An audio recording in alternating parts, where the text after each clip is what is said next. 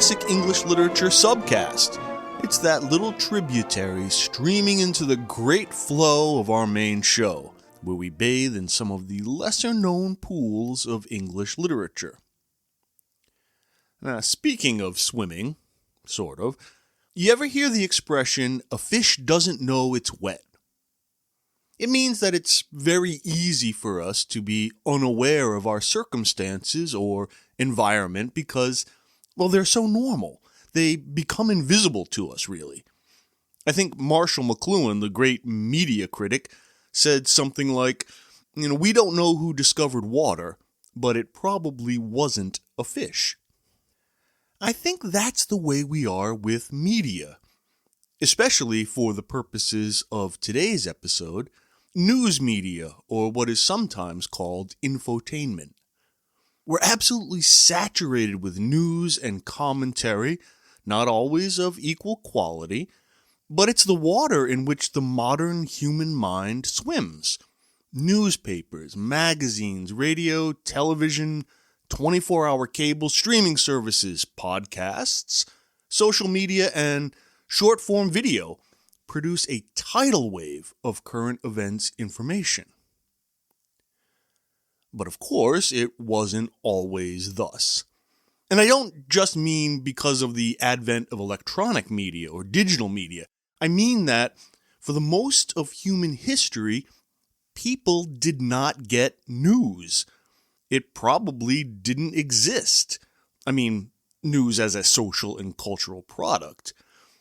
Perhaps at your local tavern you might hear some gossip about the village or about a flood in some field or a fire at some farm. Big news events, if we can even call them that, probably came to the people through ballads from traveling singers. Historian Mary Beard notes that for most of the Roman Empire, most of the people had no idea who the emperor was at any given time. And I'm sure it was like that for a good portion of pre-modern England. Of course, once the printing press gets fired up, we start seeing more topical publications. Broadsides at first, so-called because they were only printed on one side of a rather large sheet, and so suitable for posting. Later, the pamphlet arrives, a multi-page, unstitched booklet, whose format allowed, obviously, for more detailed discussion than permitted by the broadside. Which brings us up to our point in the history of English literature from the main podcast. We've spent the last couple episodes talking about Daniel Defoe, and how he adapted a journalistic style of writing to fiction, in works such as Mrs. Veal and Robinson Crusoe. But, actually, perhaps my use of the word adapted could leave a misimpression. It might be taken to imply that Defoe's innovation was to pick up a journalistic style long established and apply it to storytelling. The truth is, however, that Defoe was highly instrumental in the development of that journalistic style in the first place. In fact, he was writing at exactly the time infotainment was being born. The parents of the English news and commentary boom of the early 18th century were the European periodical, which had been around since Shakespeare's time, as well as the essay form pioneered by Michel de Montaigne. These seem to have been stimulated by trade with Amsterdam. The English Civil Wars spurred innumerable publications shaping public opinion on both sides. That paragon of liberty and crusader for human rights, Oliver Cromwell, established strict licenses to control the flow of information, as did Charlie the Deuce, to be fair. But whenever those laws went moribund, new modes of writing erupted. The weekly reports from the House of Commons started in 1680, and then the first newspaper came outside of London. Daily newspapers arrive in 1702 with the Daily Courant, published by Samuel Buckley. Periodicals, such as Defoe's Review of the State of the British Nation, rise to prominence at about the same time. Where this effusion of news and comment intersects with what might be more traditionally considered literature and literary writing is with the periodical essay. A periodical essay is a short nonfiction piece in a generally accessible and relatable style. It's published regularly in a magazine or journal, and it's typically focused on social issues, manners, and morality for a middle-class audience. Now, this seems to be a particularly English contrivance. Professor Jane H. Jack quotes from James Boswell's 1777 Hypochondriac Essays, and he says, quote, "A periodical paper of instruction and entertainment is truly of British origin. It first appeared in London, and from the great lustre with which it produced, we must be convinced that this mode of writing has intrinsic excellence, and that mankind are fully sensible of its value." Jack herself notes that it is a rare thing that we can so precisely date the invention of a new literary form. She picks, with Boswell's blessing, one presumes, April 1709. And the inventor, one Richard Steele. Imagine an asterisk here. Steele was born in Dublin. Now, as an American of both English and Irish extraction, I feel duty-bound to point out that this English mode seems to be of Irish origin. Nonetheless, we shall accept Professor Jack's assertion for the nonce. In 1709, Steele published the first number of the Tatler. He had had a rather checkered past as a soldier, poet, and propagandist, Whiggish, of course, and at the time of the Tatler's launch was editor of the London Gazette. He put out the new periodical on Tuesdays, Thursdays, and Saturdays, which coincided with the London Post, but unlike most of the prehistory of the form, Steele did not wish news to be the Tatler's focus. Rather, public edification and improvement was its brief, as I mentioned earlier. Except, of course, that no one likes to be preached at or admonished or scolded, so Steele adapts a long-standing convention in political writing, the creation of the persona. A persona it's like a pen name, but more. It's a mask, an entirely fictional personality adopted by the writer. The advantages of doing so in political commentary should be obvious. In cultural commentary, the persona functions less as a defense. It allows the reader to accept guidance in morality, manners, taste, and conduct without feeling chastised. Because everybody knows the persona, with all its comic exaggerations, is a front. It's kind of an early sight of parasocial relationships with fictional characters. For the Tatler, Steele puts forward Isaac Bickerstaff Esquire as the putative author. The character actually is borrowed from a satire by Jonathan Swift, but Steele develops Swift's creation into a comical, self-satisfied, but affable old gentleman.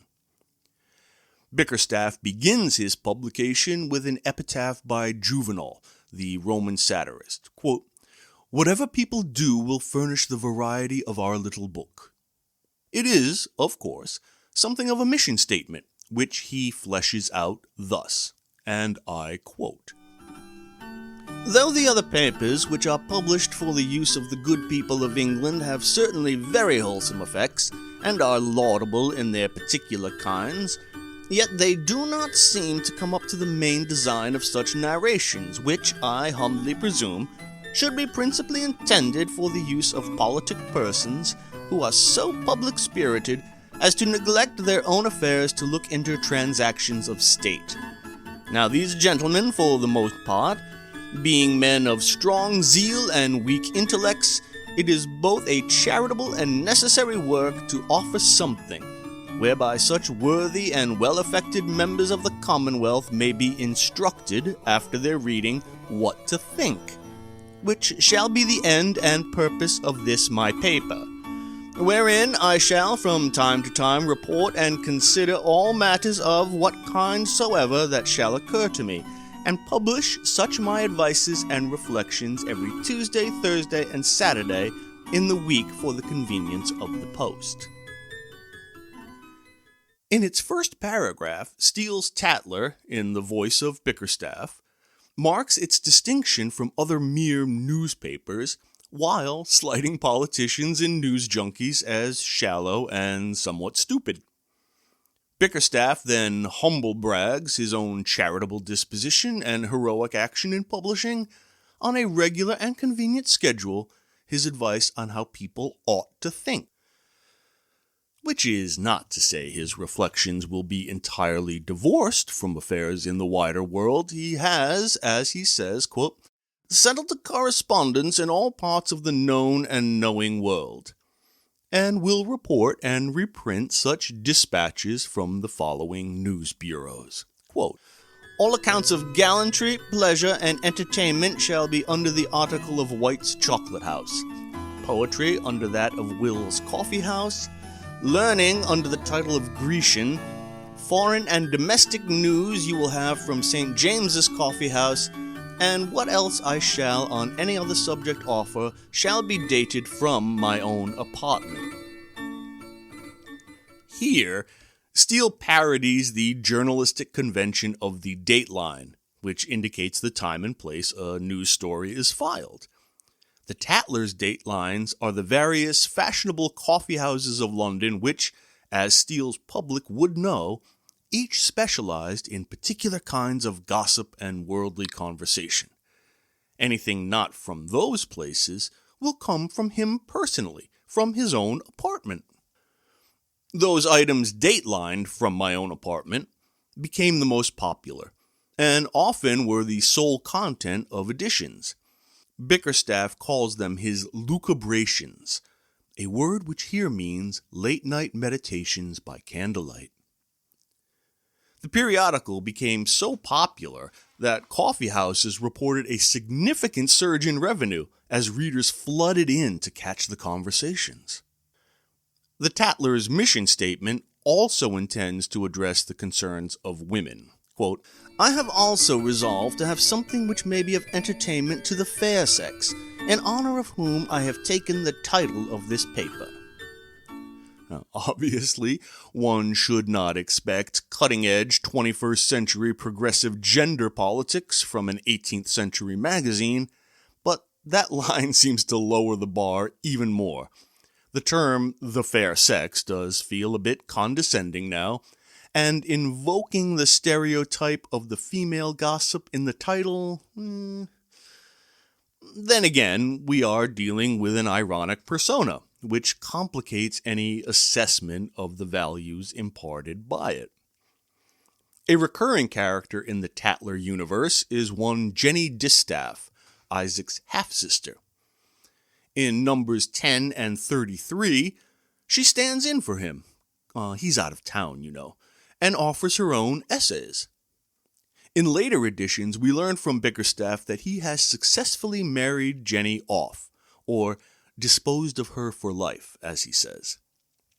In Tatler 104 from December of 1709, dateline his own apartment, Bickerstaff tells of a dinner he has with Jenny, in which he is very pleased at the success of his matchmaking. It's clear throughout that Jenny wants to talk about her new husband, but Isaac dodges the subject until she reprimands him for unkindness. He has witnessed his revelation. I perceive she expected to be treated hereafter not as Jenny Distaff, but Mrs. Tranquillus. I was very well pleased with this change in her humor, and upon talking with her on several subjects, I could not but fancy I saw a great deal of her husband's way and manner in her remarks, her phrases, the tone of her voice, and the very air of her countenance. This gave me an unspeakable satisfaction, not only because I had found her a husband from whom she could learn many things that were laudable, but also because I looked upon her imitation of him as an infallible sign that she entirely loved him. Ah, she is so much changed for the better. Yet, still there lingers the vanity of her sex, alas. She worries that she will not always appear beautiful to such a worthy husband, but her brother comforts her, quote, "An inviolable fidelity, good humor, and complacency of temper outlive all the charms of a fine face, and make the decays of it invisible."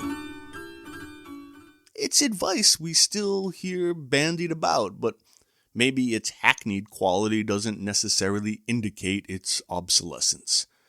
But it does read as particularly gendered.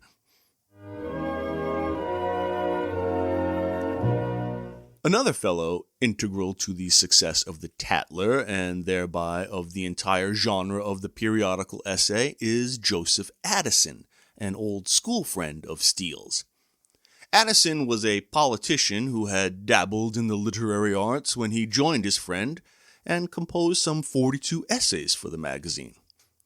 When the Tatler folded in 1711, its Whiggish slant now inconvenient in Tory times, the men elected to launch a new magazine, less explicitly partisan, but more experimental. The new persona, Mr. Spectator, lent his name to the periodical, The Spectator. Whereas Isaac Bickerstaff embodies a certain sociability, a gregariousness, at least until the dispatches from his own apartment came to be the magazine itself, Mr. Spectator emphasizes his dissociation from the world. He merely observes and comments, quote, "I live in the world rather as a spectator of mankind than as one of the species, by which means I have made myself a speculative statesman, soldier, merchant, and artisan, without ever meddling with any practical part in life. I am very well versed in the theory of an husband or a father, and can discern the errors in the economy, business, and diversion of others, better than those who are engaged in them, as standers-by discover blots which are apt to escape those who are in the game. I never espoused any party with violence, and I am resolved to observe an exact neutrality between the Whigs and Tories, unless I shall be forced to declare myself by the hostilities of either side. In short, I have acted in all the parts of my life as a looker-on, which is the character I intend to preserve in this paper."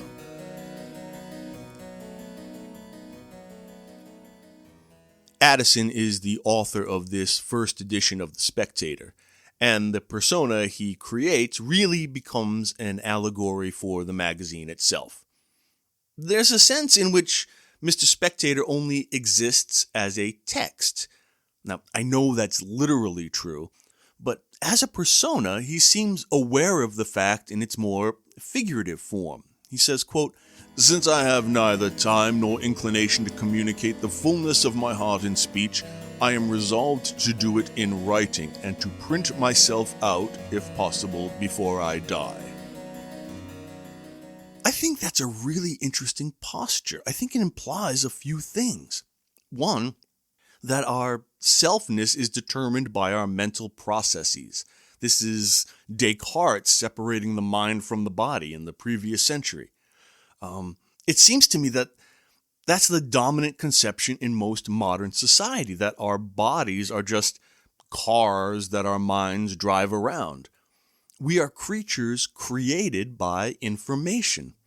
It's like an early version of that thought experiment. Have you ever heard this one? Like, imagine that your brain could be bitmapped and all your knowledge, beliefs, values, experiences, and memories could be turned into code. Your body dies, but your code, your mind, is uploaded to the cloud. So, do you still exist? If you were downloaded to a drive somewhere, are you now the file? Addison's notion of printing oneself out seems really freaky. That also leads us to another of Mr. Spectator's assertions. In Spectator 10, Addison writes that this paper is intended for, quote, everyone that considers the world as a theater and desires to form a right judgment of those who are actors on it. So, the readership are spectators. We watch Mr. Spectator watching others. We are people who only watch and judge other people. And doesn't that sound exactly like today's digital culture?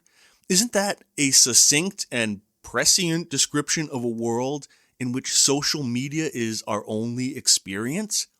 Endless scrolling, watching other people, and then judging them with likes and shares. Or what about this thought from the same edition? Quote, is it not much better to be let into the knowledge of oneself than to hear what passes in Muscovy or Poland, and to amuse ourselves with such writings as tend to the wearing out of ignorance, passion, and prejudice, and such as naturally conduce to inflame hatreds and make enmities irreconcilable? Now, the immediate context of this passage is to distinguish The Spectator from other mere news magazines, those that lack the necessary moral edification, the, quote, sound and wholesome sentiments as shall have a good effect on their conversation. But it certainly reminds me of the fragmented media landscape in which we live. Algorithms designed to stoke anger and fear at some caricatured other, inflaming hatreds and making enmities irreconcilable. One finds little edification on cable news and polemical podcasts. Of course, those sound and wholesome sentiments propounded by Mr. Spectator are thoroughly bourgeois. I've mentioned in other episodes that we're in a period in which society comes to be dominated, in terms of moral values and ethical outlook, less by the aristocracy and more by the middle class. It seems clear that the commercial class formed the bulk of the Spectator's readership. It presents the idea of virtue as the habits of mind of the prudent city merchant whose telos is prosperity. Quote, for these reasons, there are no more useful members in a commonwealth than merchants. They knit mankind together in a mutual intercourse of good offices, distribute the gifts of nature, find work for the poor, add wealth to the rich, and magnificence to the great. Our English merchant converts the tin of his own country into gold and exchanges his wool for rubies. Now, returning to their promise to address the concerns of the female reader, in however successful a way you wish to judge its execution, Steele writes an exemplum in Spectator 11 that tremmels up a ruthless belief in commerce with the necessity of compassion. He writes of a woman named Arietta. Now, she's a woman of wit and wisdom who is offended by a story that exploits tropes of female infidelity and sexual insatiability. She recounts the story of Mr. Inkle, a young merchant who falls in love with, seduces, and impregnates an indigenous woman named Yariko. But of course, love is not profitable. Quote, to be short, Mr. Thomas Inkle, now coming into English territories, began seriously to reflect upon his loss of time, and to weigh with himself how many days' interest of his money he had lost during his stay with Yariko. This thought made the young man very pensive, and careful what account he should be able to give his friends of his voyage. Upon which considerations the prudent and frugal young man sold Yariko to a Barbadian merchant, notwithstanding that the poor girl, to incline him to commiserate her condition, told him that she was with child by him. But he only made use of that information to rise in his demands upon the purchaser. The ironic tone here is just brutal, especially that last line about her pregnancy making her more valuable. I think there's a whole allegory for colonialism in this little tale.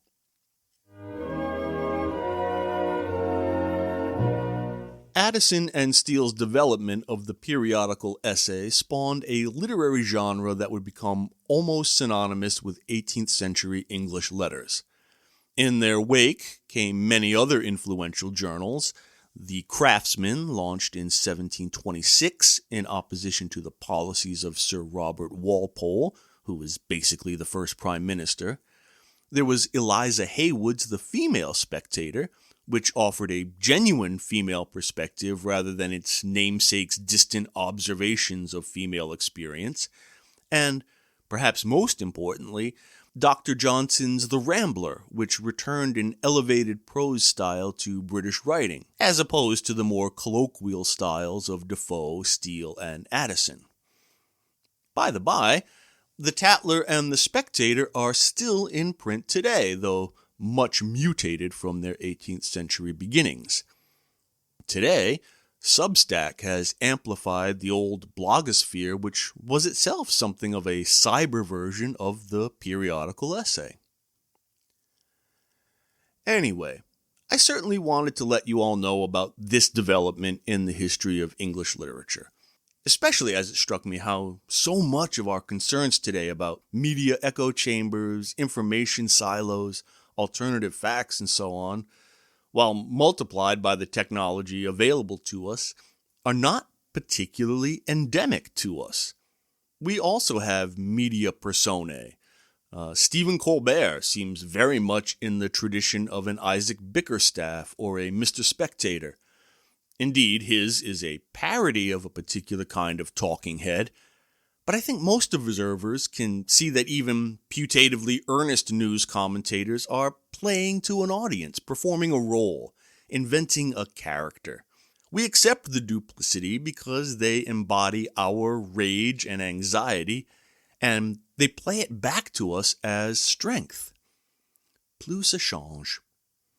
Well, thanks for dropping in on the Classic English Literature subcast. I hope you found today's chinwag both entertaining and edifying, like an oral periodical essay.